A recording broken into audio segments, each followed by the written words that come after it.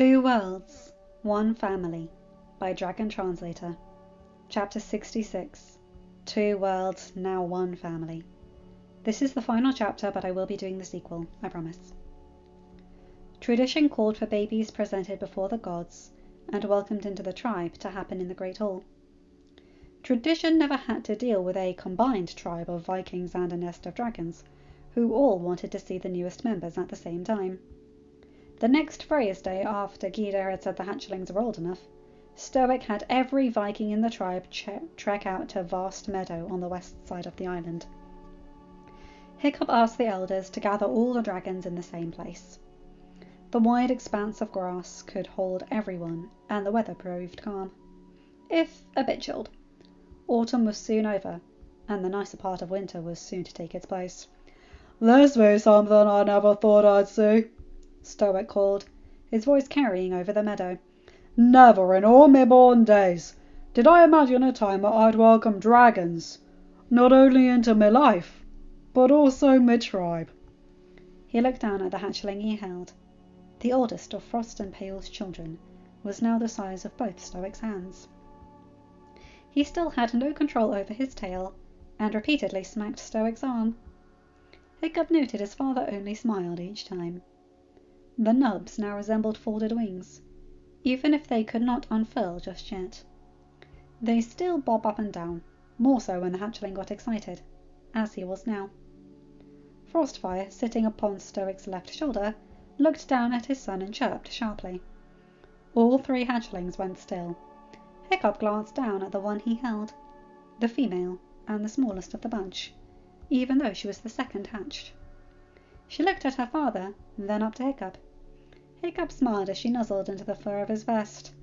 "And yet, here we are," Stoic continued. "Before the gods and to all of you, I present the newest hairy hooligans." He paused, and Frostfire whispered into his ear. Stoic held up the eldest. "Wildfire, the oldest of the three." Stoic looked to Hiccup. Hiccup lifted the female up. Palewing, sitting upon Stoic's right shoulder, whispered into his ear. "Icewing, the middle and prettiest of the bunch." Stoic called. Gyda, standing to Hiccup's left, snorted softly, and lifted the hatchling she was holding. Frostfire whispered into Stoic's ear once again. "Snowfire, the youngest." Stoic called. "May the gods watch over you three, and may you grow in wisdom and strength." Stoic, Hiccup, and Gyda lowered the hatchlings. Gothi shuffled forward and began a ritual every family in the tribe knew well. She gently caressed each hatchling as she passed. The hatchlings cooed. Gothi then stopped by Stoic and scratched something into the dirt by his feet. Hiccup smiled, even before his dad could translate for the village. "The gods welcome all three!"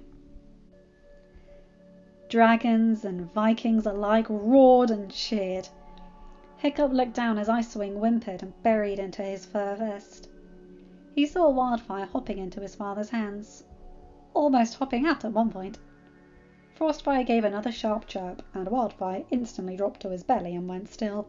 Stoic laughed. "Handy that," he said. "Needed you around when Hiccup was a wee lad." Hiccup looked up to find his father grinning. Stoic winked. Gyda and all the adult dragons snickered. Snowfire chirped, and it sounded confused. Wildfire looked at all of them, then to Hiccup, then gave what sounded like a chirped snicker.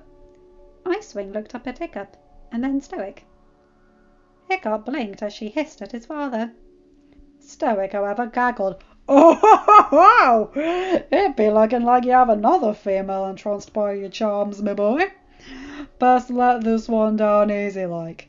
You already be promised, son." Hiccup felt his cheeks flame.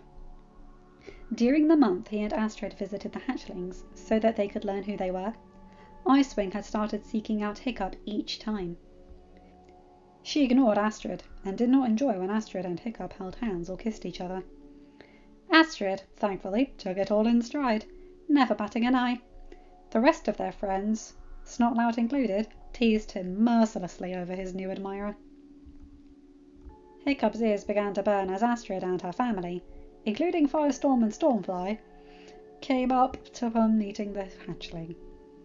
Usually the council members, followed by the tribe's most influential clans, met the new tribe members before anyone. The Hoffisons, not on the council and not influential before the Dragon Wars ended, would have been amongst the middle of the tribe to greet the hatchlings. Now, though, they held the honour of first due to housing Gyda and her family when they first arrived, and the fact that Hiccup and Astrid were now betrothed. Hiccup wished the ground would open up under him as Icewing hissed at Astrid when she placed a hand upon his shoulder. "I was here first, young lady," Astrid said, looking down at the hatchling with a raised eyebrow. "Hiccup is mine."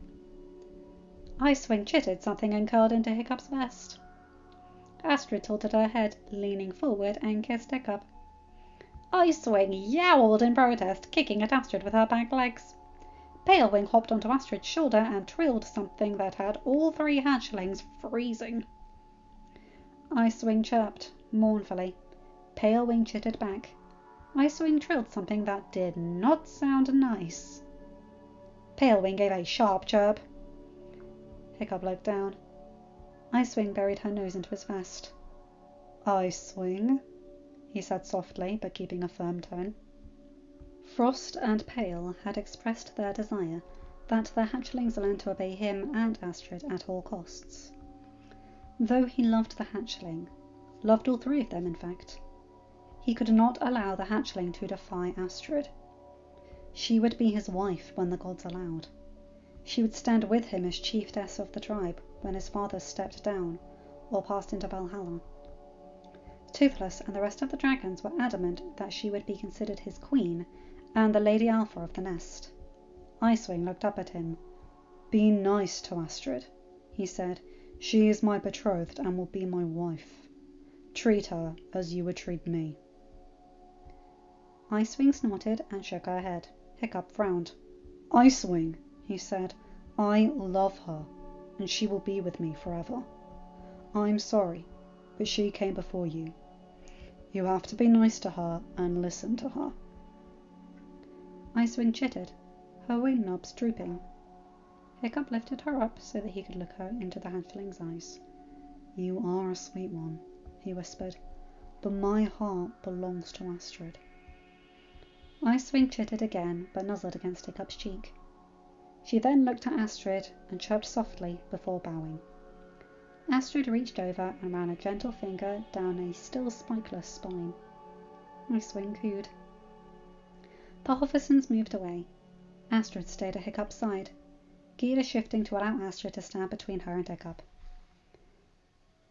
Hiccup saw that Snowfire kept close against his grandmother's robe, while Wildfire greeted the next to welcome the hatchlings with chitters and chirps and coos as he was petted. Soon all had greeted the hatchlings.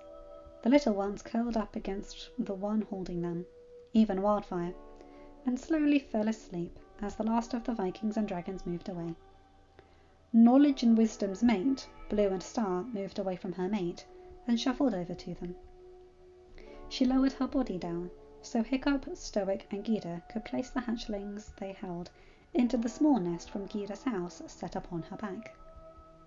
Before the presentation, Blue and Star had volunteered to watch over the hatchlings while the matehood ceremonies took place, as everyone felt it best to have both on the same day.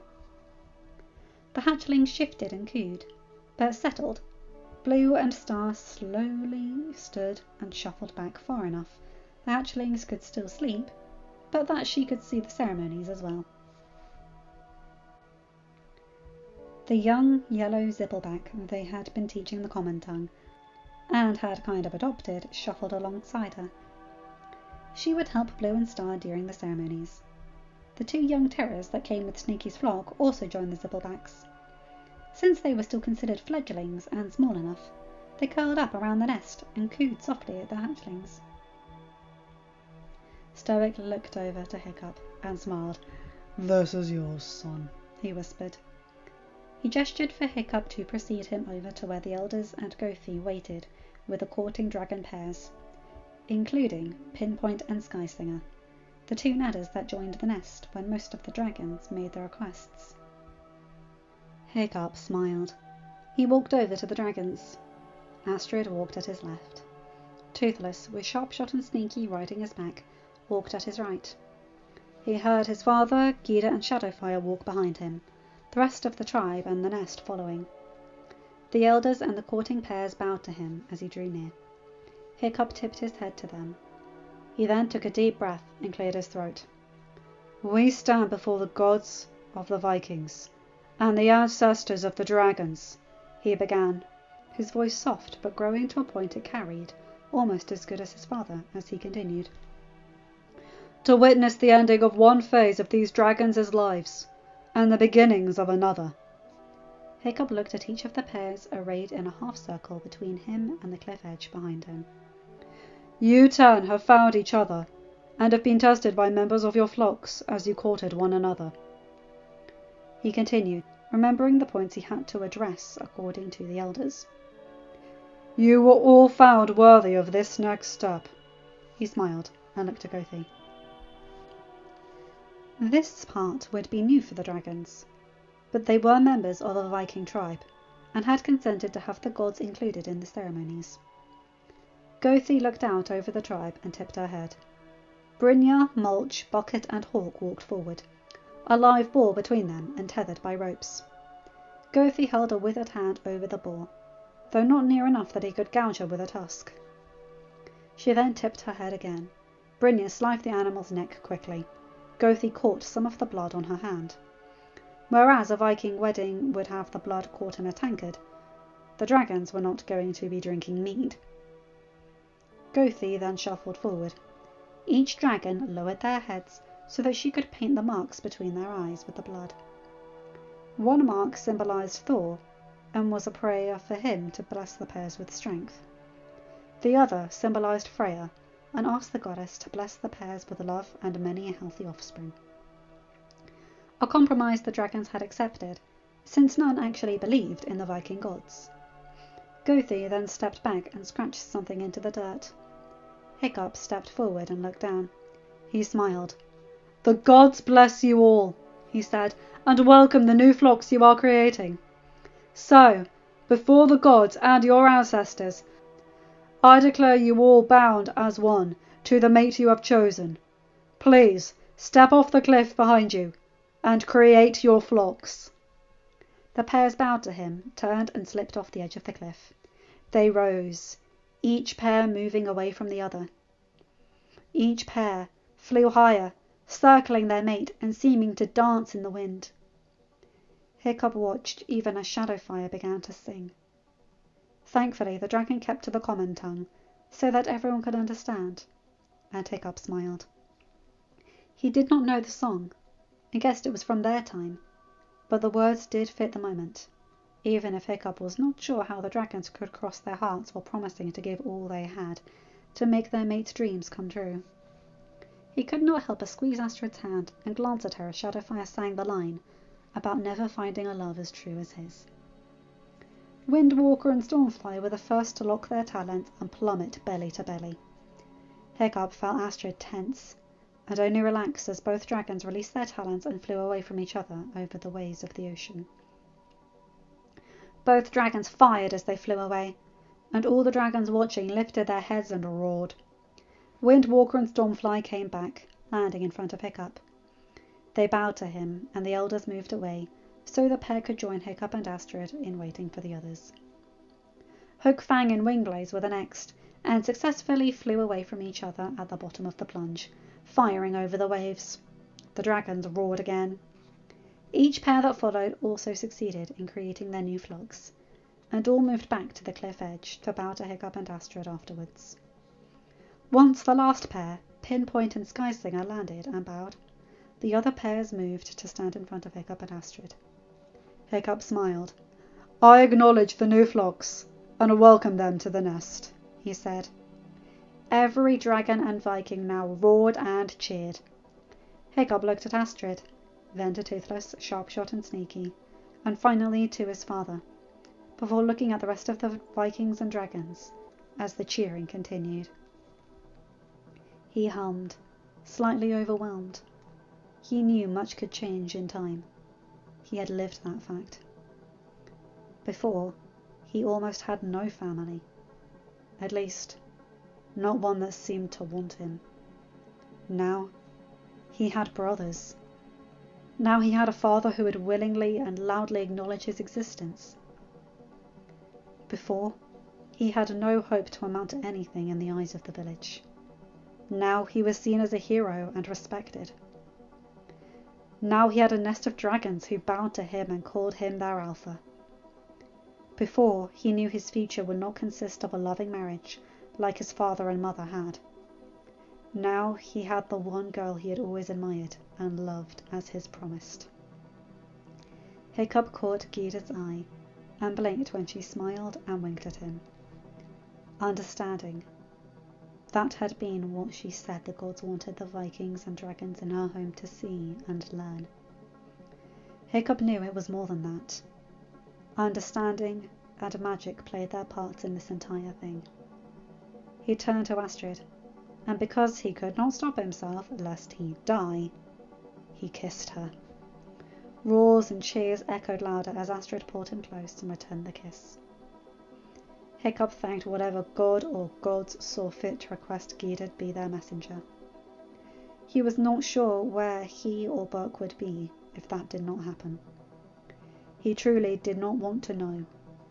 The dragons and Vikings might live in two different worlds with their differing beliefs and traditions, but now they were one family, and as the dragons sent fire to the skies, Hiccup knew he could not wait to see what happens next.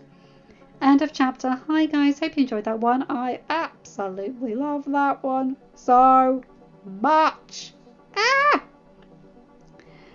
And yes, as I said, I will keep doing this. There is a sequel and a sequel after that, and I think there's even a sequel after that. So yeah, I'm so happy I've loved this so much, and I hope you guys have enjoyed it too. I won't start that sequel for a while, but I bulk recorded this whole story because the chapters are short, so that I could have time for both my holiday and have some time to make my other videos as well of the stories I paused while making this. Because, well, I was falling behind and lost a bit of my spark. I did this in order to get my spark back, and I feel like I've got it back now. Anyway, you guys know the drill. Like, comment and subscribe and hit that bell to get notified whenever I upload a new video. Have a good day, night, or whatever time zone you're in. Bye my guys, girls and non-binary pals. I'll see you in another video. Take care.